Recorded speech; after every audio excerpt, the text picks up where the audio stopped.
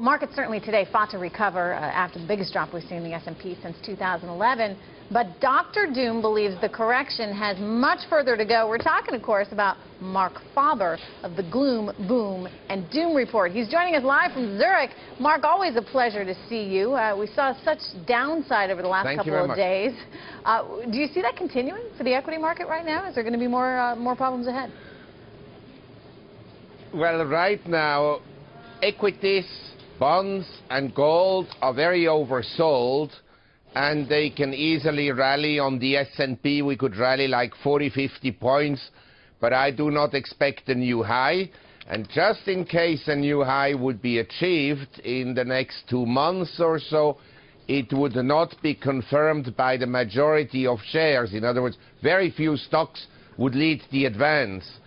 In terms of bonds, they're also incredibly oversold, and whereas sentiment about equities is actually still rather positive, and all these super bulls still predict the market to continue to rise into 2014, 2015, in bonds and in gold, sentiment is by historical standards incredibly negative. In other words, as a contrarian, I would rather buy bonds and gold than equities. Yeah, but if in fact Mr. Bernanke means what he says, Mark, and he's going to start tapering sooner rather than later, isn't that going to send yields higher? What? If you say that if he means what he says, then you believe in Father Christmas.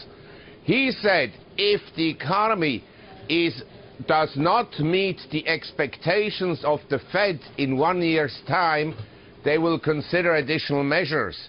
In other words, if the economy hasn't essentially fully recovered by mid-2014, more QE will be forthcoming. And as I said already 3 years ago, we're going to go with the Fed to QE 99. Mark, you are in Zurich. You've seen Switzerland buffeted by Europe, buffeted by what we've seen in America. One of the themes here this week has been the deflation or disinflation of Europe.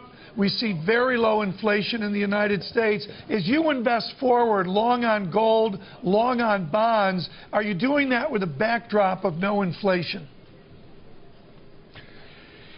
Well, I think investors have a misconception about what inflation is, because it's essentially an increase in the quantity of money and credit. And we have wage deflation in the world, in real terms for sure. In other words, real wages are going down, and the cost of living everywhere are going up.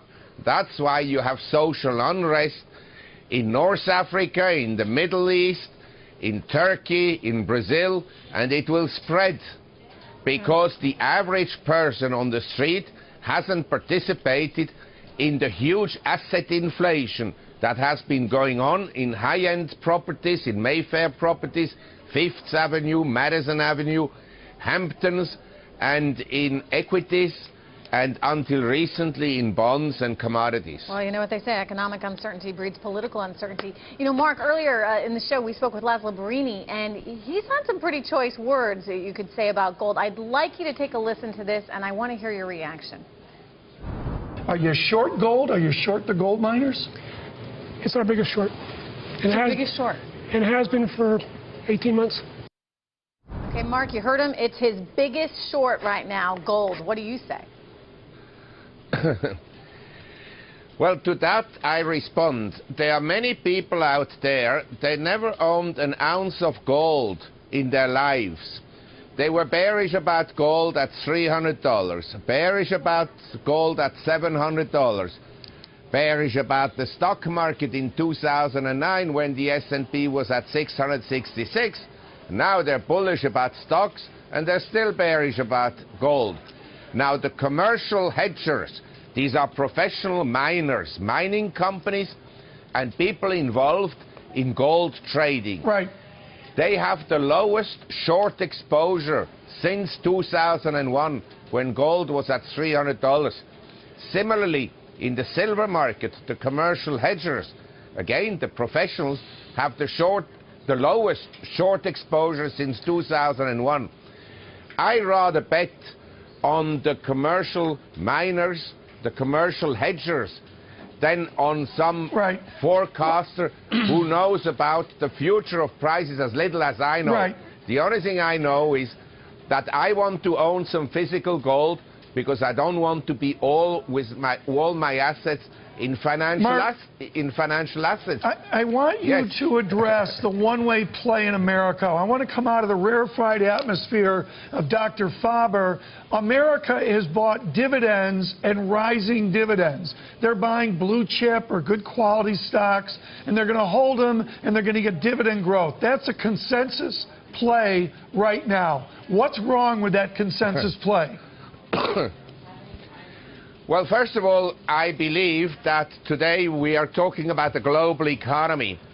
The U.S. stock market has just about outperformed any other market around the world in the last 6 months to 12 months.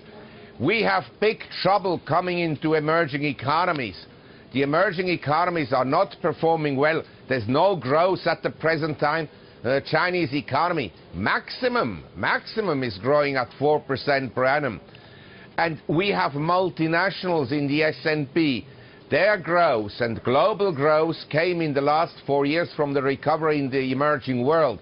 If the emerging world doesn't grow, the global economy will not perform well, and corporate profits, as we just saw today from Oracle, will disappoint, and stocks won't be the best investment in the world. What is that? You said stocks won't be the best investment in the world? Will not be a very good investment. I think the market is on the high side. Corporate profits are inflated. And I think we could easily, from the recent high, May 22nd, at 1687 on the S&P, drop by 20 to 30%. Easily. Where do you see gold heading, Mark, by year-end? Well, I think we will be higher by year-end, but I'm not worried where we are. I have said that I buy gold regularly, and I just bought today at 1,300, and I will buy more at 1,200 and more at 1,100. So it sounds like you're telling us it's going down before it's going back up. No, I don't know. I'm not a prophet. I don't know exactly where the price will be on a month-by-month basis. But I want to have some wealth, some of my assets in physical gold, because I can see a lot of problems coming into the world, including expropriation through taxation or through regulation, or even through revolution and social strife. Mark, thank you so much. Marc Faber, very late at night from Zurich, Switzerland. Real quick, before we do good night, 10-year yield, where's it going to be? We're watching it. It creeped up to 2.5. Does it keep, where do you see it going? Well, actually, I am tempted to buy a 10-year treasury at a yield of 2.5%. I think we will rebound in the treasury market. In other words, yields will go down first. And if they go up further, it's going to kill the economy, including the housing market. All right. We're going to leave it there. Marc Faber, thank you. I think this is great. I think it's great. I'm going to play it right here, right now. A profit.